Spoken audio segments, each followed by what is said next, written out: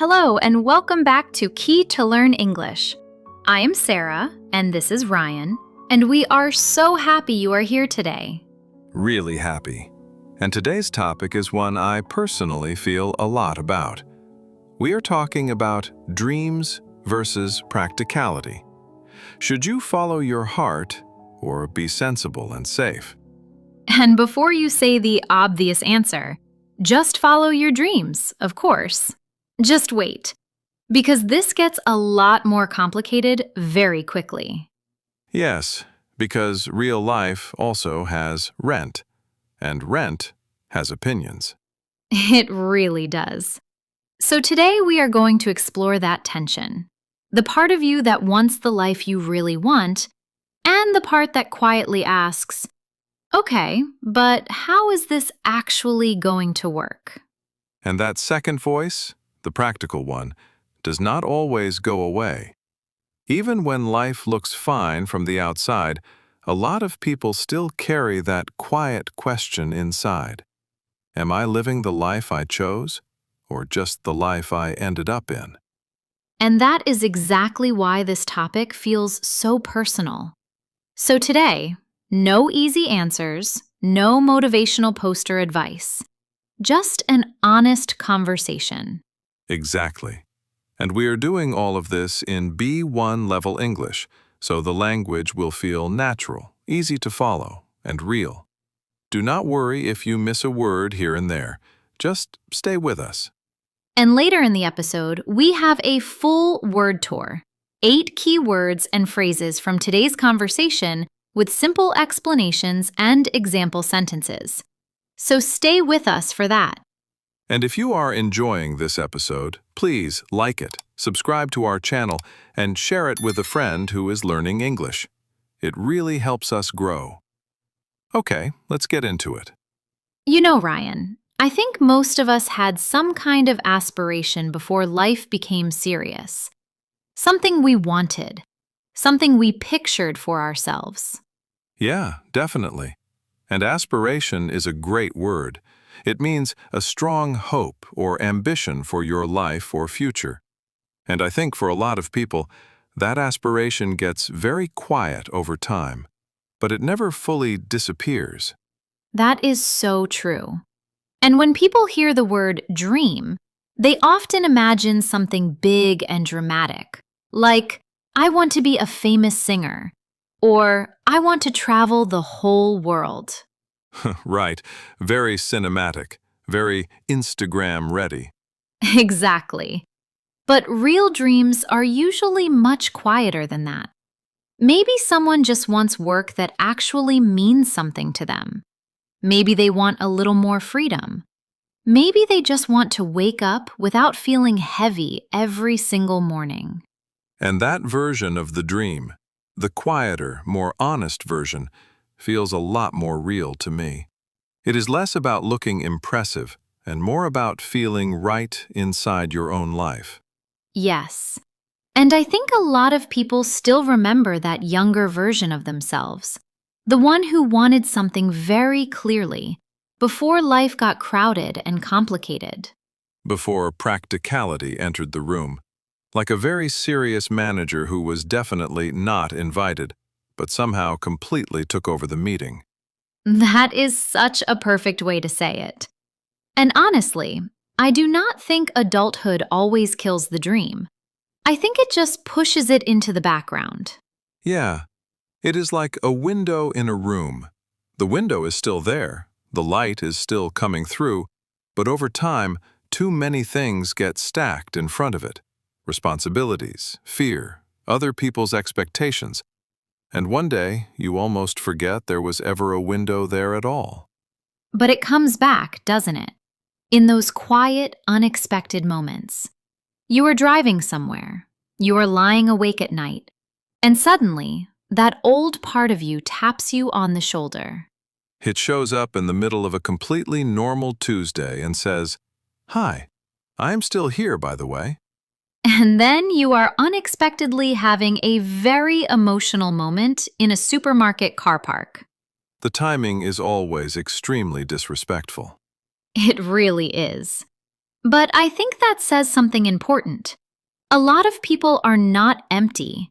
They are just disconnected from a part of themselves they once understood very clearly. And that is maybe the first real truth of this whole episode. The dream is not always gone. It is just no longer the loudest thing in your life. So if that dream is still quietly there, what changes? What makes people slowly move away from it? That is where this gets very real. Because most people do not give up on a dream in one big dramatic moment. It happens slowly. Life gets expensive. You get tired. Other people start depending on you. And suddenly, safety starts looking very attractive. Because safety can feel like relief, like protection. And that is where apprehension comes in. Apprehension means a quiet feeling of fear or worry about what might happen next. And those fears are not always silly, are they? Bills are real. Family pressure is real. Responsibility is real. So when someone says, just follow your heart, that advice does not always land well. Yeah, some advice sounds like it has never paid rent in its life. Exactly. Follow your dreams. Okay, lovely. My landlord also has thoughts, and they are very practical thoughts. Very consistent, very monthly. But here is the thing. Once life becomes completely about avoiding discomfort, you stop asking what is true for you. You only ask what feels less risky. And those are two very different questions. Completely different. Safety says, stay here, stay predictable. But over time, that short-term comfort can create a much deeper discomfort. Your life may look perfectly fine on the outside, but inside, something feels slightly off. It is like wearing shoes that fit, but never quite feel comfortable. You keep wearing them because they look right, but every single day, something is just a little wrong. And once you start noticing that disconnect, a harder question shows up. Are you making wise choices? Or are you slowly letting fear shape your life more than you realize? And this is the tricky part, because sometimes being practical really is wisdom, but other times it is just fear wearing a very respectable outfit. Fear has a spreadsheet, Sarah. Fear has a 12-step plan. Fear has color-coded reasons for why this is absolutely not the right time. And the annoying part is, some of those reasons actually sound quite sensible. Which is exactly why honesty matters so much here. The real question is not just, am I being practical? The real question is, am I being wise? Or am I mainly just protecting myself from discomfort? And fear makes your life smaller.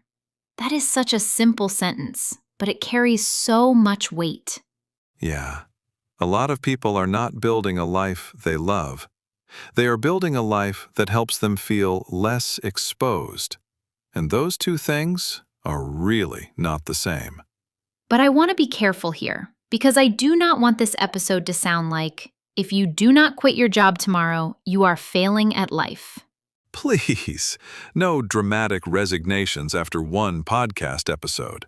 We are not responsible for that.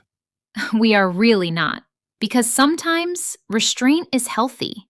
And restraint means controlling yourself and not acting too quickly, especially when your emotions are very loud. Restraint is not weakness. Sometimes it is the smarter, more mature choice. It is that inner voice saying, I do want change, but I do not want to make a messy decision just because I feel emotional today. Exactly, because not every bold move is actually brave. Sometimes what looks like courage is really just frustration, or burnout, or a strong desire to escape something difficult. Running away from one life is not the same as building a better one. I learned that the hard way. There was a time I felt very stuck, and because I felt trapped, every dramatic change started looking absolutely brilliant to me. I know that feeling. When you are exhausted, almost any change starts looking like the answer. Exactly. In my mind, big change automatically meant good change. But if I had acted from that emotional place, I probably would have made things a lot worse. And that is exactly why restraint matters. Sometimes it is not saying no forever. It is saying, not like this, not from this mindset, not without a plan. And I think that is actually a more mature kind of courage.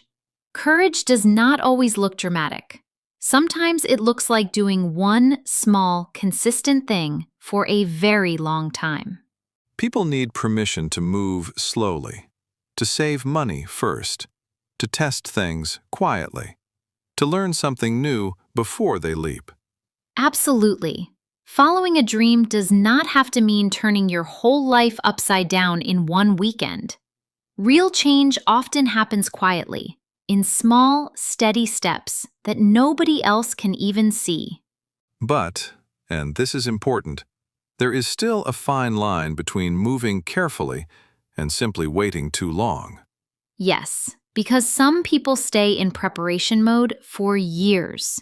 Beautiful plans, color-coded plans, truly impressive plans. Zero movement. Gorgeous planning, absolutely no action. The plan itself becomes the comfort zone. And that is where real conviction matters. Conviction means a strong inner belief that something is right for you, something deeply important. Not fearlessness, just a quiet certainty that this matters. Right. You can still be scared and have conviction. People often wait for fear to completely disappear before they act, but that wait can go on forever. Fear can sit in the back seat and complain the whole way. It just should not be the one driving. Fear in the back seat. I preferred the old route, actually. This feels a little unstable. Are we sure about this? And yet, you keep driving. And sometimes that is when people finally take the plunge. Not because everything is perfect, not because they suddenly feel fearless, but because staying the same starts hurting more than moving forward. Waiting starts to feel heavier than trying, and that is a turning point most people recognize, not from the outside, but from somewhere deep inside. And once that shift happens, once you stop ignoring that part of yourself, another question shows up. Whose life have you actually been living all this time? Ah, yes. Because I genuinely believe a lot of people are living lives they did not fully choose. In many ways, they inherited them. Inherited ideas about success, about stability, about what a good life is supposed to look like. From family, from society, from comparison, from fear. And then they spend years getting very good at a life they never properly questioned. And nobody tells you this is happening. Nobody says, please slowly abandon yourself. It just happens, quietly. Through messages like, this is what sensible people do. This is what successful people choose. And before you know it, you are following in someone else's footsteps. And following in someone's footsteps means copying the path another person took, often a parent or society's version of success. And sometimes that path is genuinely good for you. But sometimes it is just familiar. And familiar does not automatically mean it is yours. And then a strange kind of sadness can appear. Your life may look perfectly fine on paper, but inside you feel weirdly absent from it. Like everything is there, the schedule, the work, the responsibilities. But some deeper part of you is standing just a little bit behind the whole thing. And that is why so many people hold back. And hold back means stopping yourself from doing what you really want, because of fear, doubt, or pressure from others. You hold back your honesty, your creativity, sometimes even your joy. And that is not laziness. That is disconnection. And those are two very different things. So the question worth asking, quietly, without drama, is this: whose voice is shaping my choices right now? Mine? My family's? Society's? Fears? Because there is a real difference between guidance and inheritance. Guidance can help you grow, but inheritance, if you never stop to question it, can quietly trap you inside someone else's version of a good life. And maybe that is what this whole conversation has been slowly moving toward. So, here is where we land. And I do not think the answer is one extreme or the other. Right. The answer is not quit everything and chase the dream wildly. And the answer is also not be practical forever and silence yourself completely. Both of those feel incomplete. Maybe the more honest goal is simply this: do not abandon the dream. That sounds simple, but it carries a lot of weight. Because not everyone can change their whole life right now. Real life is real life. Some people have family pressure, money pressure, timing issues, responsibilities that are not going anywhere. And that is real. But there is still a big difference between moving slowly and giving up on yourself completely. And give up on means to stop believing in something, to stop trying for it. Slow is not failure. Careful is not failure. Small steps are definitely not failure. What becomes dangerous is when you decide that the deeper part of you simply does not matter anymore. And that is why I love the word loyalty here. Sometimes a dream does not need dramatic action. Sometimes it just needs loyalty, a quiet refusal to forget it completely. Even if you cannot make a huge move today, you can still work toward something meaningful. And work toward means making slow, steady progress in the direction of a goal. You can learn. You can save. You can practice. You can ask better questions. You can make a little more space every week for what actually matters to you. Maybe the goal is not instant transformation. Maybe the goal is simply to stay connected to the dream, to keep that window clear, even a little bit at a time. And maybe your dream changed. Maybe it became smaller on the outside, but deeper on the inside.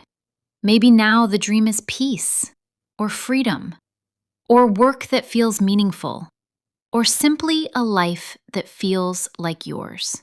And that still counts. It counts deeply. So maybe the real question is not, should I follow my dreams or be practical? Maybe the better question is, how do I stay loyal to what matters to me while still living responsibly in the real world? Dreams and practicality do not have to be enemies.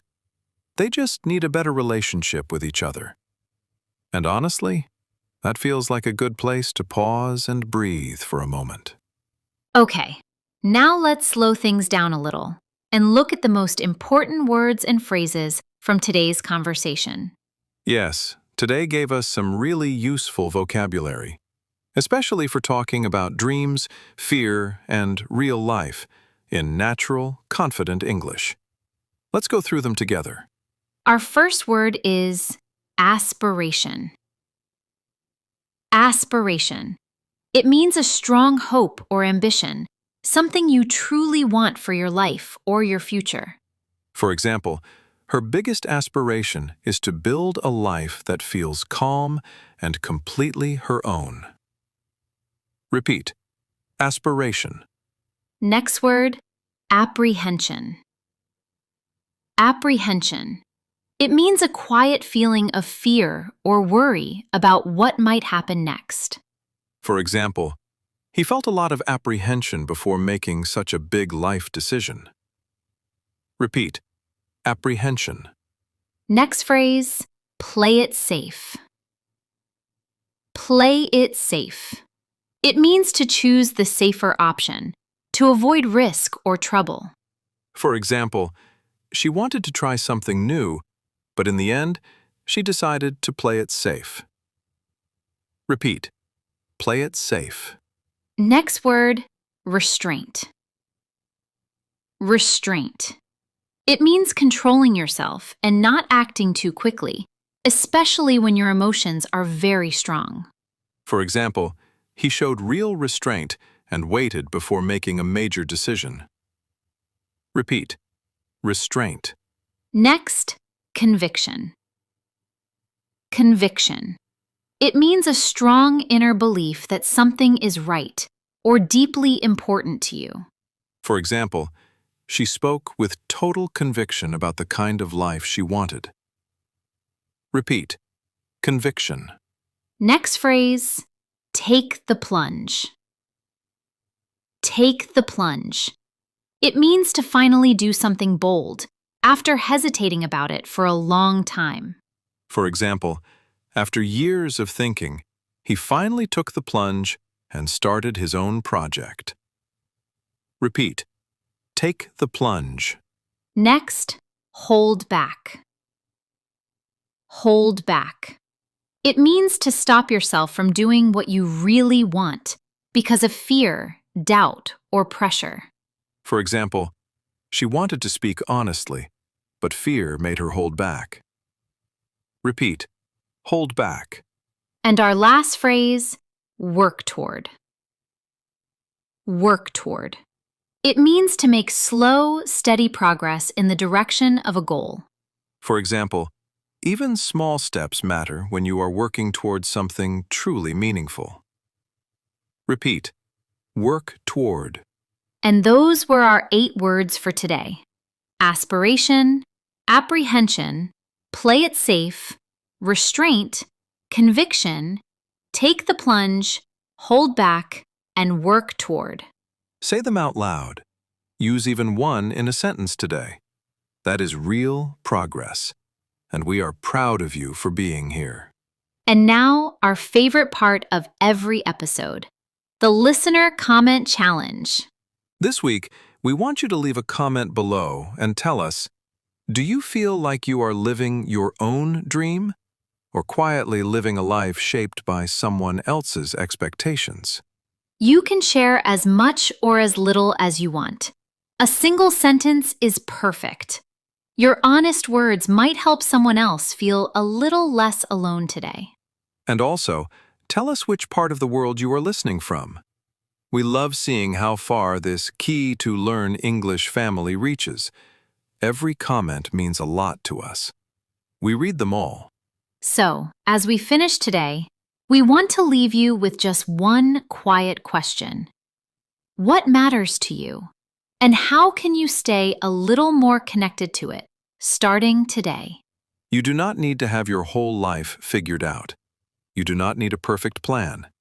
You just need to stay honest with yourself and keep moving, even slowly, towards something that feels true. You deserve a life that feels like yours. And if today's episode reminded you of that, even a little, then we are really glad you were here. Thank you so much for learning with us today. This has been Key to Learn English, and we will see you in the next episode. Keep going, keep learning, and keep being kind to yourself. Bye for now. Bye, everyone. Take care.